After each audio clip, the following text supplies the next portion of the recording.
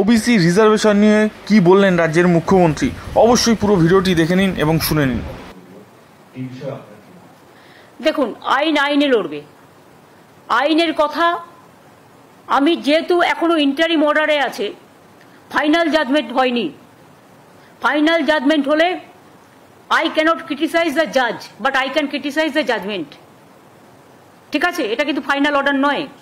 ওনারা কিছু সাজেশন দিয়েছেন, ওনারা কিছু অর্ডার দিয়েছেন। সেই অর্ডারটা কালকে আমরা পেয়েছি, কাল রাতে।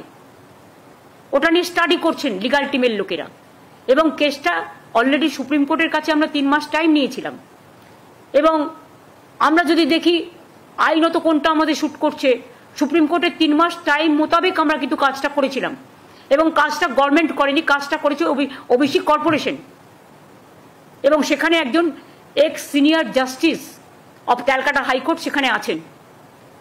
আমরা হাইকোর্টের রুলস মেনেই সবটা করেছিলাম, কিন্তু প্রতিদিন নতুন নতুন প্রশ্ন আসতেই পারে। আর আপনারা তো জানেন, সিপিএম আর বিজেপি কখনোই চায় না যে ওবিসি রিজার্ভেশন পাস হোক।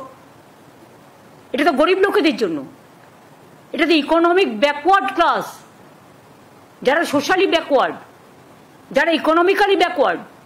শিডিউল কাস্ট ভাই বোনদের জন্য রিজার্ভেশন আছে, আমরা চাই থাকুক। ট্রাইবেলদের জন্য রিজার্ভেশন আছে, আমরা চাই থাকুক। যারা এখানে 33% লোক বাস করে, আমরা তো করিনি, দেশভাগের সময় থেকেই আছেন, তাদের অধিকার আমরা কি করে কাটবো? তাদের সম্পত্তি কাটতে হবে, তাদের চাকরি কাটতে হবে, তাদের শিক্ষা কাটতে হবে। তাদের আপনারা মানুষ হতে দেবেন না, মানুষের মতো মানুষ হিসেবে গড়ে তুলবেন না। তাও যেটা করেছিল তাতেও আপনাদের বলেছিলাম, তার মধ্যে 60 কাস্ট ছিল নন মুসলিমস। মুসলিম দেখলে আপনাদের গায়ে জ্বালা করে, সেটা আমি জানি। তা নেতাজি সুভাষচন্দ্র বোসের রাইট হ্যান্ড কে ছিলেন? শাহনওয়াজ খান। আপনারা বলতে আমায় বাধ্য করছেন। তাজমহলটা তৈরি করেছিলেন কে? শাহজাহান। কি করে ইতিহাসটাকে মুছবেন বলুন?